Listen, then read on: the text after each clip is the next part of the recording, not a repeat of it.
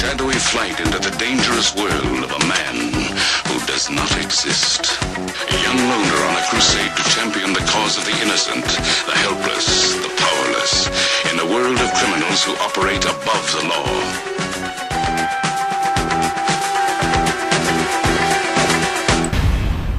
Hey, it's me. Welcome to Trump Mafia. Now, it's becoming pretty clear that Organizing for Action, Obama's group, and Valerie Jarrett and that whole bunch, they're really behind this upsurge in the violence towards Republicans, people that work for the Trump administration, even attacking Trump supporters in the street for wearing a Trump hat.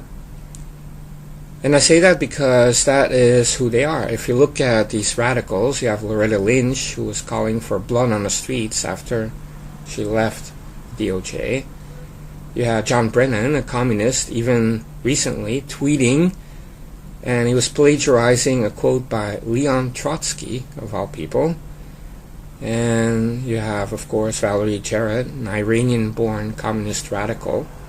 And, of course, Barack Hussein Obama, the Kenyan-born communist, who was really indoctrinated into this communist ideology since a very early age. His mom, big fan of the Soviet Union, in the 60s, in the 70s.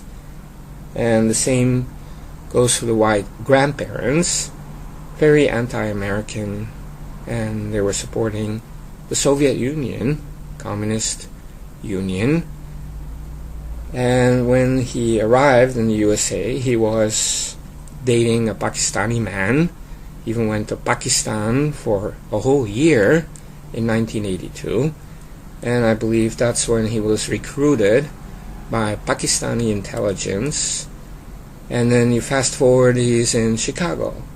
He starts his campaign to be senator in Illinois in Bill Ayers' living room. Bill Ayers, the domestic terrorist. I mean, we're talking about a terrorist group that, they killed police, they bombed establishments here in the U.S. Domestic terrorists, far left-wing radical terrorists. And that's who Barack Hussein Obama is.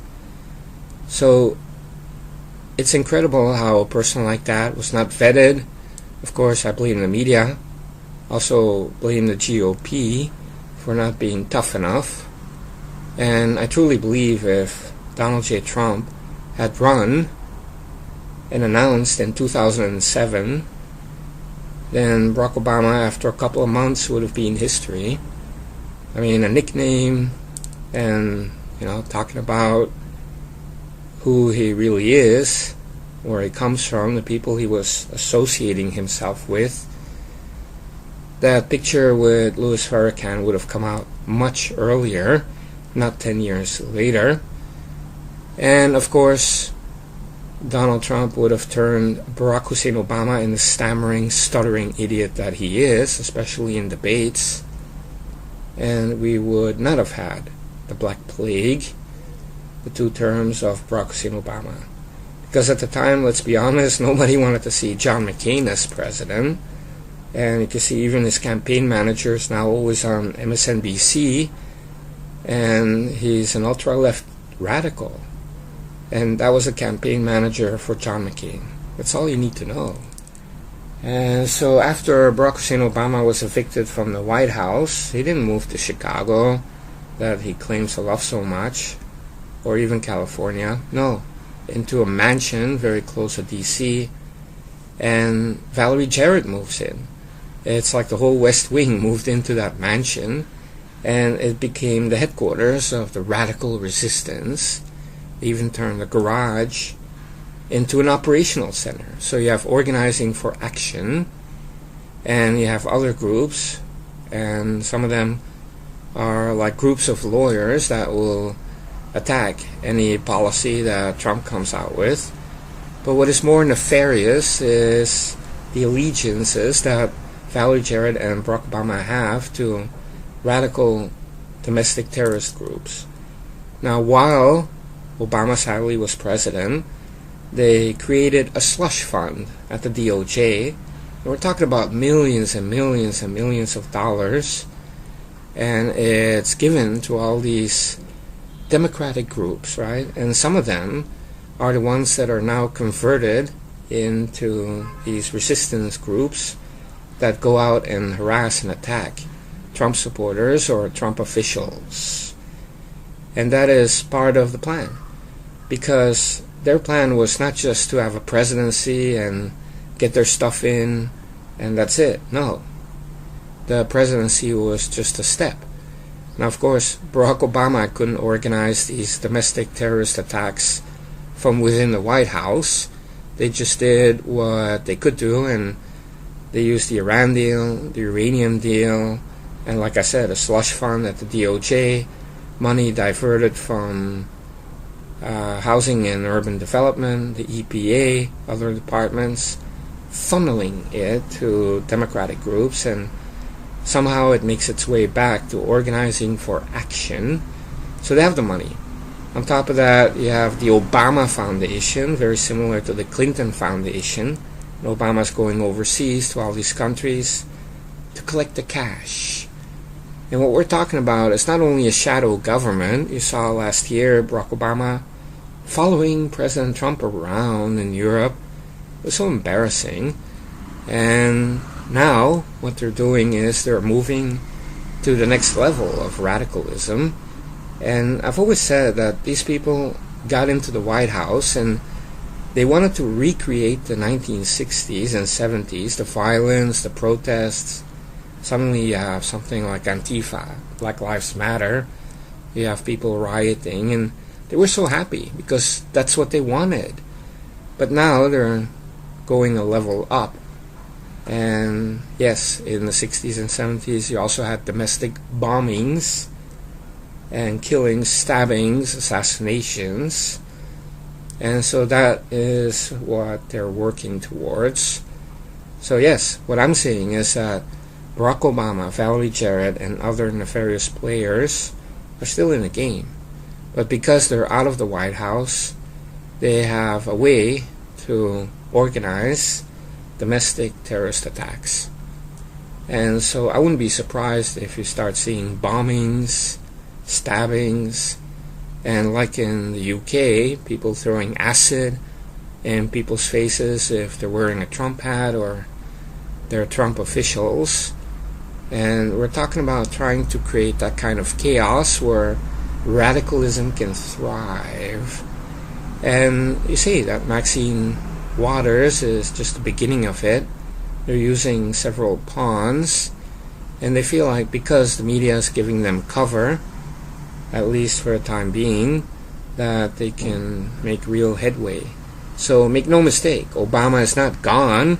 He's just in his bunker hiding and organizing these attacks together with people like Valerie Jarrett. And there is a reason why they went out of their way to protect Hezbollah in our nation. I mean, just think of it. Hezbollah is in our nation, not in Beirut in the Middle East. I mean, they're in our nation, and they're running guns, they're selling drugs, they're doing prostitution. And every time the DEA got close to catching some of the big leaders, the White House actually made them stand down and let these people go. And the reason is, together with all the gun running to drug lords across the border, who then also ship it to people inside the Mexican Mafia and others, why is it that Democrats are praising MS-13? I mean, they are running the thread through all these organizations, from MS-13 to drug lords to some of these radical Black Panther groups and Black Lives Matter, Antifa. Every single violent organization, even gangs, they will try to create this coalition to then have an army of people that will attack people that work for Trump, people that support Trump. And organizing for action is at the heart of it. And of course that involves money from George Soros and others. their plan is really to bring civil war or complete chaos like they tried in the 60s. It's almost like they really wish the 60s came back, and they want that counterculture, but they don't understand that the counterculture now, it's the Trump nation, we the people, rising up against those typical politicians with the donors, and we won. That's why President Trump is the president of we the people, and he won in a convincing way. And so Barack Obama, Valerie Jarrett, and those kind of people, surrounded by many liberal lawyers, they're staying several levels away from the actual action on the streets, because of course they're going to use low-level thugs and no-lifers, and they're not connected, and it's very hard to get them. But I've seen even people that call themselves Trump supporters, like protecting Julian Assange. He didn't do it, he's not in control of WikiLeaks, which is like saying Obama didn't do anything, he's not in control of the FBI. Or in this case, Obama and Valerie are really innocent. They have nothing to do with this violent group that was just harassing Sarah Sanders. But if you really look at the network, it's very easy to understand that these are the radicals that have the money, and they've been marinated in this type of domestic terrorism and communism for decades. So you cannot change these people. I mean, they are radicals, and Obama's a coward. He's not the kind of guy that likes to come out and say, I'm doing this, because he's always been like that. Behind the scenes, he's very jealous, very insecure, very petty. And Valerie Jarrett, of course, she's nasty. I mean, Roseanne Barr makes a little tweet, which she deleted almost seconds later, and you have Valerie Jarrett and the Sasquatch on the horn, calling Disney, calling ABC, and, the head of ABC Entertainment, it's this black woman, a radical, a social justice warrior. But anyway, they were waiting to fire her because they don't want to see Trump supporting shows or characters being popular. So I'm sure they're going to find a way to replace Roseanne with some other woman, and it's going to be a Democrat woman, right? Oh, she's all for, open borders and whatnot.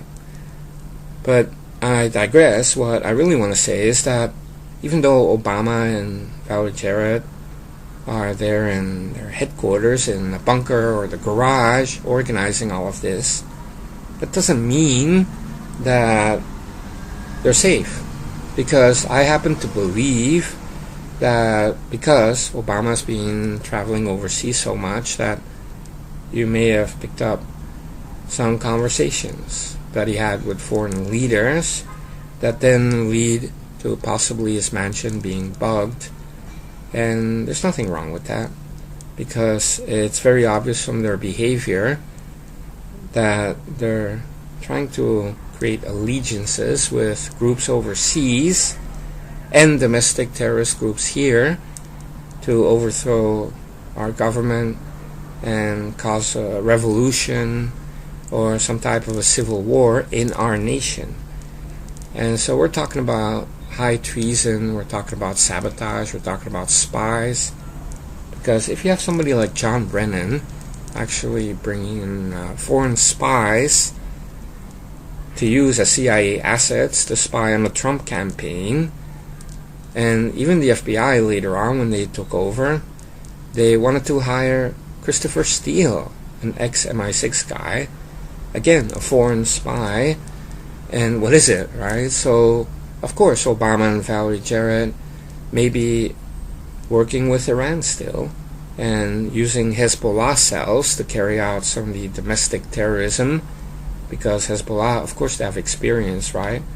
We're talking about kidnappings, we're talking about bombings, stabbings, harassment of people, trying to get them kicked out of places, and really the way the Nazis treated the Jews in the 1930s, that's what liberals now are trying to do to anyone that supports Trump or Republicans in general. But they want even more. And so you're going to see acid attacks. And you're going to have some of these people throwing acid in the faces of Trump supporters. And you will see killings. Because that is what they want. That is what they need. That is who they are. They are radical terrorists. And so we know where the headquarters is. We know who the key people are. And we can round them up and arrest them right away if there's any connection to be made. So that's why I believe that Trump has already seen this a long time ago and that they're collecting evidence right now. So fear not. And in any case, if there's any type of civil war, there is no doubt as to who will win. It's not going to be them. There is no way. It's impossible. All right.